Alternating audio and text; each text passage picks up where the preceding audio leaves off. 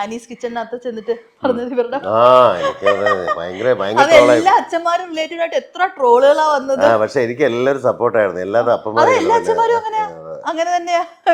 അത് നമ്മുടെ എന്റെ ക്ലാസ്സിലെ കുറെ ടീച്ചേഴ്സ് ഉണ്ട്, അവര് പറയും മീൻസ് ഇതിപ്പോ ഷാജോന്റെ ഇതല്ല, സ്കൂളിൽ വന്നിട്ട് ഇരിക്കുമ്പോ മോന് ഏത് ഇതാണ് പഠിക്കണമെന്ന് അറിയാത്ത അച്ഛന്മാരുണ്ട്. ആ ഉണ്ട്, ശരിയാ ശരിയാ, ഏത് ഗ്രൂപ്പാന്ന് അറിയാണ്ടൊക്കെ. അതെ, ഇപ്പൊ കറക്റ്റ് ആയിട്ടെല്ലാം അറിയാമോ? അല്ല, ഇപ്പൊ ഞാൻ അതിനെ കുറിച്ച് സംസാരിക്കാറില്ല. പെട്ടെന്ന് ഞാൻ 9th ഓർമ്മയുണ്ട്. അപ്പൊ ഈ പറയുന്ന രീതിയിൽ അപ്പൊ അതിനെ കുറിച്ച് ചോദിക്കുകയില്ല, പറയുകയില്ല. ചില വിഷയം ഇടയ്ക്ക് സ്കൂളിൽ ഫീസ് അടയ്ക്കാൻ വേണ്ടി പോകും, അപ്പൊ അറിയാം ക്ലാസ്സും കാര്യങ്ങളൊക്കെ. അല്ലാതെ അത് പറഞ്ഞു എനിക്ക് ഇപ്പോഴും, ഞാൻ നേരത്തെ ചേട്ടൻ്റെ അടുത്ത് ചോദിച്ചില്ലേ ഇപ്പൊ ഡോഗിന്റെ കാര്യം, അപ്പൊ ആദ്യം എൻ്റെ അടുത്ത് പറഞ്ഞ് 13 വർഷമായി ഡോഗിന്റെ പേരെന്താ? ഡോഗിന്റെ പേര് ബ്ലാക്കി. അല്ല, അവനങ്ങനെ വിളിക്കാറില്ല, അവനങ്ങനെ കൂടുതൽ പുറത്തിറക്കാൻ. ഇവരാണ് എപ്പോഴും, ഈ ചെറിയ ആളാണ് എപ്പോഴും വീടിനകത്തല്ല. അപ്പൊ നമ്മള് വീട്ടില് പണ്ട് കള്ളം കയറിയിട്ടുണ്ട്, പഴയ വീട്ടിൽ. അപ്പൊ അതിനുശേഷമാണ് നമ്മൾ ഈ ഡോഗിനെ വളർത്തി തുടങ്ങിയത്. ഒരെണ്ണം എന്നുള്ളത് പിന്നെ നമുക്ക് കൂടുതൽ ഇഷ്ടമായപ്പോ ഇങ്ങനെ 2 പകത്തും പുറത്തുമായി. ഇപ്പൊ ഈ പറയുന്ന രീതിയിൽ ഇപ്പോ കള്ളന്മാർക്ക് കൺഫ്യൂഷൻ, ഏതിനെ വളയ്ക്കണം എന്ന് മനസ്സിലാവില്ല.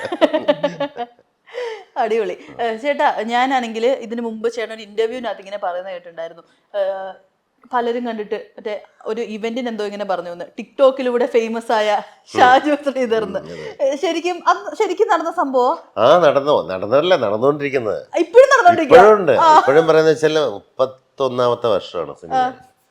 അപ്പോൾ 31ാമത്തെ വർഷത്തിന് ചെയ്യുന്ന സമയത്ത് നമ്മൾ ഭയങ്കരമായിട്ട് ഈ സിനിമ എന്നൊക്കെ പറഞ്ഞ് ഭയങ്കര ഇൻട്രോ കൊടുക്കുന്നതിന് പകരം സിമ്പിളായിട്ട് പറയണം, ടിക്ടോക്കിലൂടെ നമുക്ക് എല്ലാവർക്കും ഭയങ്കര പരിചിതരായെന്നൊക്കെ. അങ്ങനെയൊക്കെ ടിക്ടോക്ക് മിമിക്രി അല്ല, സീരിയലല്ല, സിനിമയല്ല, ഒന്നുമല്ല, ടിക്ടോക്ക്. അപ്പൊ ഞാൻ പറഞ്ഞു ഇതെന്താ. അപ്പൊ ആളുകൾ പുതിയ ജനറേഷന്റെ ഒരു രീതിയാണ് ഞാൻ മനസ്സിലാക്കുന്നത്. ഇപ്പൊ ഒരുപാട് പേര് കാണുന്ന ഈ മക്കളുമായിട്ടുള്ള ഇതാണ്, അത് ഞാൻ പറഞ്ഞത്. നമ്മളെപ്പോഴും ഹാപ്പിനെസ്സിന് വേണ്ടിയിട്ട് നമ്മൾ ഹ്യൂമർ ഏരിയ പിടിക്കുന്നതാണ്, ക്രിയേറ്റീവ് ഏരിയയാണ്. അപ്പം ഞാൻ ചെയ്യുന്നത് മക്കൾക്ക് വേണ്ടിയിട്ടാണ് ഞാൻ കൂടുതലായിട്ട് ചെയ്യുക. അവർ 2 പേരുടെ വരുമ്പോൾ അവർക്കും എല്ലാവരും സ്കൂളിലെല്ലാം അവളെയൊക്കെ അറിയാം. അപ്പോൾ നമ്മളൊരു കലാകാരനാണെന്നുള്ളതിലുപരി ഇവരുടെ ടാലൻറ്റ് എന്താണെന്ന് അറിയുന്ന അതിലൂടെയാണ്. അപ്പോൾ അതിനകത്ത് വരുന്ന നമ്മുടെ ഏറ്റവും ഹാപ്പി ആയിരിക്കുന്ന മൊമെൻ്റ് എന്താ വെച്ചാൽ, അതിനകത്തുള്ള ഏറ്റവും കൂടുതൽ കമൻസ് അച്ഛനെ വെല്ലുന്ന മക്കൾ എന്നായിരിക്കും. മനസ്സിലായോ? നിങ്ങൾ കുറച്ചൊന്ന് അഭിനയം അവരെ കണ്ട് പഠിക്കൂ. നിങ്ങൾ ഈ പറയുന്ന രീതിയിൽ മക്കൾ അവരുടെ പെർഫോമൻസിന് മുമ്പിൽ നിങ്ങളൊന്നും അല്ലാതായിപ്പോയി, അല്ലെങ്കിൽ അവർ പെർഫോം ചെയ്യുന്ന സമയത്ത് നിങ്ങൾ അഭിനയം ആദ്യം എങ്ങനെയാണെന്നുള്ളത് എന്നൊക്കെ പറഞ്ഞ് കമൻറ്റ് വരും പലതും. പക്ഷെ ആക്ച്വലി അതാണ് നമ്മൾ ഉദ്ദേശിക്കുന്നത്. എനിക്ക് ഏറ്റവും സന്തോഷം ഒരു പക്ഷേ അതാണ്. അതായത് അവര് നന്നായി എന്നുള്ളത് പറയുന്നതിലാണല്ലോ നമ്മൾ ഏറ്റവും കൂടുതൽ നമ്മുടെ ഹാപ്പിനെസ് എന്ന് പറയുന്നത്. ചേച്ചിക്കും സെയിം അല്ലേ?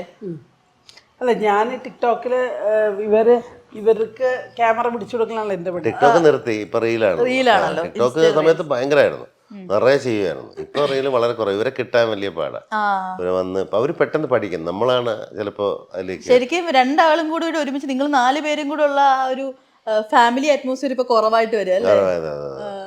അതുകൊണ്ട് ഇവരുടെ കൂടെ ടിക്ടോക്കിൽ എന്നെ എനിക്ക് പെടാനേ പറ്റില്ല. മമ്മി എന്റെ പൊളിച്ചടുക്കി കളയും. ഞാനുണ്ട് ഇങ്ങനെ ക്യാമറ ഒക്കെ പിടിച്ച് ഏതെങ്കിലും ഭാഗത്ത് നിൽക്കും. ഇവരുടെ കൂടെ ഒപ്പമുള്ളൊരു വീഡിയോ ഇങ്ങനെ അമ്മയുടെ ബർത്ത്ഡേ എന്താ വിഷ് ചെയ്തൊരു വീഡിയോ നന്ദനയുടെ അക്കൗണ്ടിൽ ഇങ്ങനെ വന്നപ്പോൾ ഞാൻ ഇങ്ങനെ ഒരു കമന്റ് കണ്ടിട്ടുണ്ടായിരുന്നു. ഒരു കാലത്ത് ഞങ്ങളുടെയൊക്കെ വീട്ടിലൊരാളാണെന്ന് തോന്നിച്ചിരുന്ന ആളാണ് നിങ്ങളുടെ അമ്മ എന്നൊക്കെ പറഞ്ഞിട്ട്. ശരിക്കും പറഞ്ഞാൽ എല്ലാവർക്കും അങ്ങനെ ഒരു വീട്ടിലൊരാൾ അല്ലെങ്കിൽ ഒരു അടുത്ത വീട്ടിലൊരാള് അങ്ങനത്തെ ഒരു സ്നേഹമാണ് അല്ലേ ചേച്ചിനോട്? തീർച്ചയായിട്ടും കാണുമ്പോൾ ചിലര് ഇപ്പോഴും പഴയ എന്താ പറയാ ഇന്ന സീരിയൽ ഓർമ്മയുണ്ട്, സമയം എന്നുള്ള സീരിയൽ ഓർമ്മയുണ്ട്. എനിക്ക് ഭയങ്കര അത്ഭുതമാണ്, കാരണം ഇത്ര കൊല്ലമായില്ലേ ഞങ്ങളുടെ കല്യാണം കഴിഞ്ഞിട്ട് 25 വർഷം കഴിഞ്ഞിട്ട് ഇപ്പോഴും ചിലപ്പോൾ കാണുമ്പോൾ പറയും ചാന്ദിനിയുടെ ഭർത്താവല്ലേന്ന് ചോദിക്കും. അപ്പൊ അത് അവളെ ഇഷ്ടപ്പെടുന്ന, അവളെ കണ്ട് സമയം എന്ന് പറയുന്ന സീരിയൽ ഉണ്ടായിരുന്നു, ഭയങ്കര ഹിറ്റായിരുന്നു. അപ്പം ആ ഏജിലുള്ള ആ സീരിയലിൻ്റെ ആരാധകരായിട്ടുള്ള ആൾക്കാരുണ്ട്. അവർക്കൊക്കെ എൻ്റെ പേര് ഒരു പക്ഷേ പറഞ്ഞാൽ കിട്ടില്ല. ചിലപ്പോൾ ഷാജോൺ, ഷൈജു, ഷിജു, ഇപ്പോഴാണ് ഷാജു ശ്രീധർ എന്നുള്ള പേര് പാലക്കാട് എന്ന് പറയുമ്പോൾ എന്നെ കൂടുതൽ രജിസ്റ്റർ ചെയ്യുന്നത്. എന്നെ അറിയാം, പക്ഷെ പേരിലുണ്ടാവുന്നത്. പക്ഷെ എൻ്റെ അടുത്ത് കുറേ അമ്മമാർ ഈ പറയുന്ന അത് ഇഷ്ടപ്പെടുന്ന ആൾക്കാർ എന്നോട് വന്ന് പറയും ചാന്ദിനിയുടെ ഹസ്ബൻഡ് അല്ലേ എന്ന് പറയും. ഇപ്പോൾ ഓക്കെ, അവർ അത്രയും വർഷം കഴിഞ്ഞിട്ടും അഭിനയത്തിൽ ഇല്ലാഞ്ഞിട്ടും എല്ലാവരും. ചേച്ചി ഇപ്പൊ നിങ്ങളാണെങ്കിൽ ആ 10-25 വർഷം മുമ്പ് ഇതുപോലെ സ്നേഹിച്ച് കല്യാണം കഴിച്ച ആ ഒരു സമയത്ത് മനസ്സിലിങ്ങനെ ഒരു ഇമാജിനേഷൻ കാണുമല്ലോ, ഒരു 10 വർഷം കഴിഞ്ഞിട്ട് അല്ലെങ്കിൽ 20 വർഷം കഴിഞ്ഞിട്ട് എങ്ങനെ ആയിരിക്കും എൻ്റെ ഒരു ലൈഫ്, ആ ഒരു ഫാമിലി. ആ ഒരു അന്ന് ആ സ്വപ്നം കണ്ട ഒരു ലൈഫിലോട്ട് തന്നെയല്ലേ ഇപ്പൊ എത്തിയിരിക്കുന്നത്? എങ്ങനെയാ അന്ന് കണ്ട ഒരു വിഷൻ എങ്ങനെയായിരുന്നു? ശരിക്കും പറഞ്ഞല്ലോ, അന്ന് ഇപ്പോഴാലോചിക്കുമ്പോൾ അങ്ങനെ ഒരു വിഷയം കണ്ടില്ല. ഇല്ല. പെട്ടുപോയതാ. അല്ല, അങ്ങനെ ഒരു ശരിക്കും പറഞ്ഞാൽ അങ്ങനെ ഒരു ആലോചന വന്നില്ല. പാലക്കാട് വരെ ഒന്നും ഒരിക്കലും അവള് വിചാരിച്ചില്ല. പാലക്കാട് സെറ്റ് എനിക്ക് പണ്ട് ഷൂട്ടിങ്ങിന് വരുമ്പോൾ ഏറ്റവും ഇഷ്ടമുള്ള സ്ഥലമായിരുന്നു പാലക്കാട്. ഷൂട്ടിങ്ങിന് വരുന്ന സമയത്ത്. പക്ഷെ സ്ഥലം വ്യക്തിയല്ല, സ്ഥലം അല്ല, പിന്നീടാണ് അവിടുന്ന് ഒരാൾ വന്നത്. പക്ഷെ നമുക്കറിയില്ലല്ലോ നമ്മൾ പാലക്കാട് സെറ്റിൽ ആവുന്നുള്ള. അമ്മ മൂലംകോടാണ് അമ്മയുടെ. പക്ഷെ ഞങ്ങൾ വല്ലപ്പോഴും അവിടെ അമ്പലങ്ങളിൽ വരുന്നല്ലാണ്ട് അങ്ങനെ പാലക്കാട്. പിന്നെ ഏറ്റവും കൂടുതൽ ബന്ധം ഈ ഷൂട്ടിങ്ങിന് വന്നിട്ടാണ്. പക്ഷെ പാലക്കാട് സെറ്റിൽ ആവുന്നുള്ള അങ്ങനെയൊന്നൊരു ആലോചനയില്ല. പക്ഷെ ഈ പറഞ്ഞ പോലെ ഒന്നും ചിന്തിച്ചിട്ടില്ല കേട്ടോ, ശരിക്കും പറഞ്ഞല്ലേ.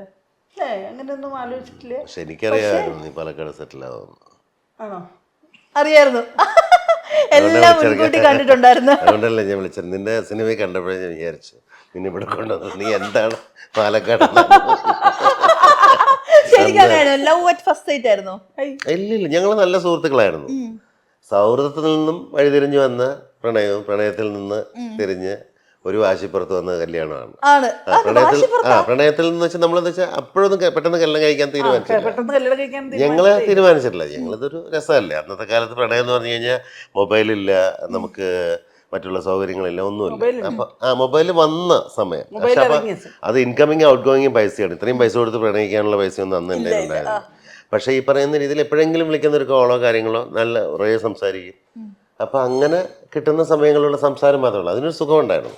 അപ്പൊ നമ്മളത് കുറെ മുന്നോട്ട് പോകാമെന്ന് വിചാരിച്ചു. പക്ഷെ വീട്ടിൽ പിടിച്ചപ്പോൾ സ്വാഭാവികമായിട്ട് നമ്മൾ എല്ലാ സ്ഥലത്തും ബ്ലോക്കായി. അന്ന് പിന്നെ കാണാനോ സൗകര്യങ്ങളോ ഇന്നത്തെ പോലെ ഒരു വീഡിയോ കോളോ ഒന്നുമില്ലല്ലോ. അപ്പൊ ആ ഒരു നമുക്ക് ഉണ്ടാവുന്ന ഒരു ഇതുണ്ടാവുമല്ലോ. നമുക്ക് ഇപ്പോൾ ഒരു സംഭവം വേണ്ടെന്ന് പറയുമ്പോൾ അത് വേണമെന്ന് ഉള്ളൊരു വാശിയുണ്ട്. അപ്പൊ ആ സമയം എന്ന് വെച്ചാൽ എനിക്ക് 24 വയസ്സ്, 21 വയസ്സ്. ആ ഒരു പ്രായത്തിൽ നമ്മൾ ഒളിച്ചോടാൻ തീരുമാനിക്കുന്ന. അപ്പോൾ ഒളിച്ചോടാൻ തീരുമാനിക്കാന്ന് വെച്ച് കഴിഞ്ഞാൽ കാണാൻ വേണ്ടിയിട്ടാണ്. നമ്മളെന്നും കാണാൻ വേണ്ടി. അല്ലെങ്കിൽ ഈ പറയുന്ന ബുദ്ധിമുട്ടുകളൊന്നും ഇല്ലല്ലോ. നമ്മൾ ലൈഫിൽ പിന്നെ ഒരുമിച്ചിട്ടാണുള്ളത്.